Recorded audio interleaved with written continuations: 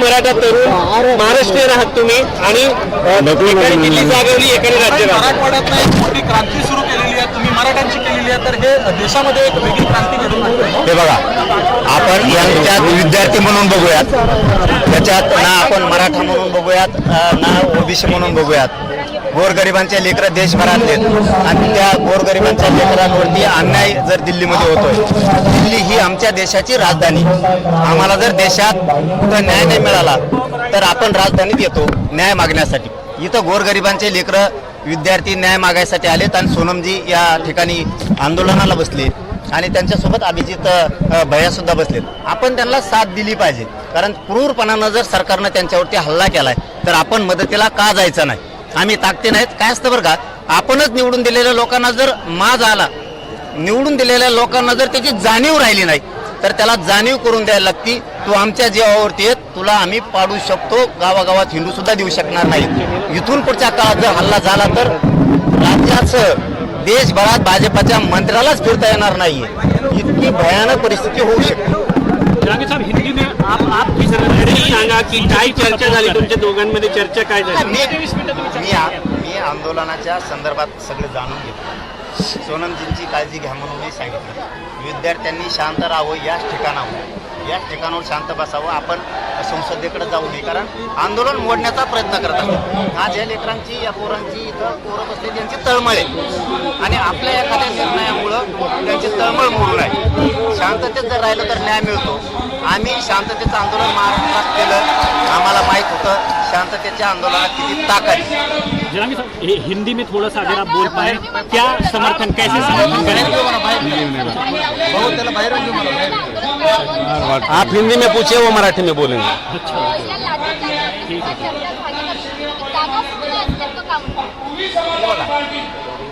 शांततेत आंदोलन करायला लोकशाही मार्गानं कोणीही रोखू शकणार नाही. जर जागा सोडली तर हे सरकार हल्ला करतंय, पुन्हा बोलून टाकतंय. जनता मंडळाची जागा ही आंदोलनासाठी, या ठिकाणी आपल्याला शांततेत आंदोलन करायला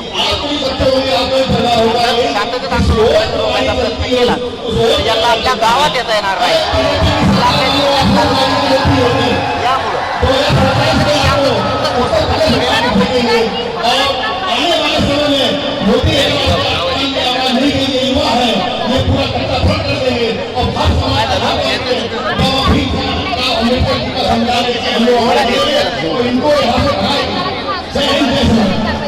बघा, एवढी ताकद नाही त्यांच्या.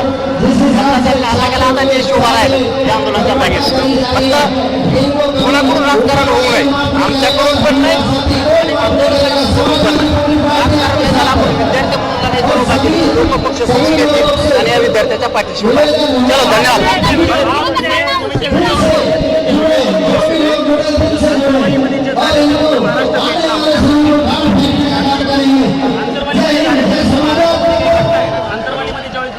लोकांमध्ये प्रेम निर्माण करायचं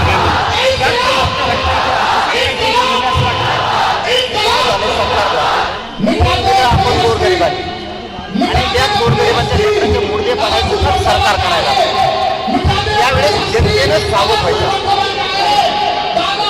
भाजप म्हणून चालत नाही, महायुती म्हणून चालत नाही. तुम्ही मतदान युतीला करणार, महायुतीला करणार, परंतु तुमच्याच लेकरा बाळाचं वाटलं होतंय. भाजपमधल्या लोकांनी सुद्धा समजून घेतलं पाहिजे. पक्ष जास्त मोठा मानायचा का स्वतःचं क्षेत्र मोठं मानायचं, हे भाजपच्या सुद्धा मतदान केलेल्या लोकांनी ओळखलं पाहिजे.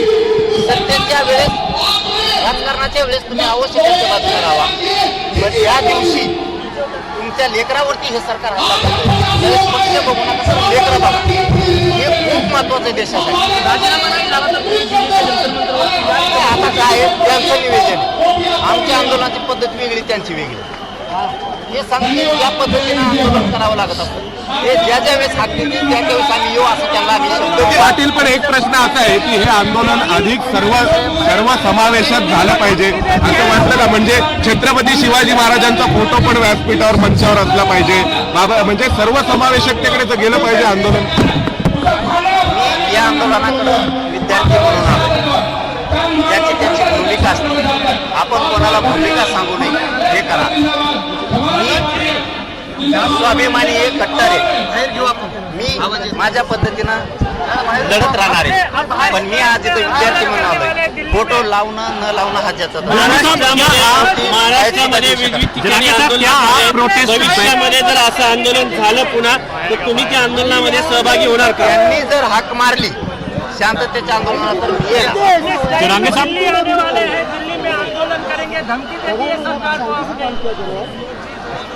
आणि सरकारने फार मोडूनच काढलेत लोक. त्याचं काय मी आता नुसती धमकीच दिली फक्त तुम्हाला महाराष्ट्रात आणि देशात फिरून द्या धमकीच दिली. पण दिली कधी तुम्ही हाणल्यावर. आता तुम्हाला जर एखाद्याने चापट लावली तुम्ही गप असताना बुम फेकून आणता नाट्य करूयात त्याचे. आमचे लेकरं गोरगरिबाच्या खेड्यातून आले आणि तुम्ही इथं दिल्ली आमची राजधानी आहे. दिल्ली म्हणजे प्राण आहे त्या देशाचा. इथं तुम्ही आमच्या लोकांना जीव घालायचं सोडून दांड्याने मारायला लागला.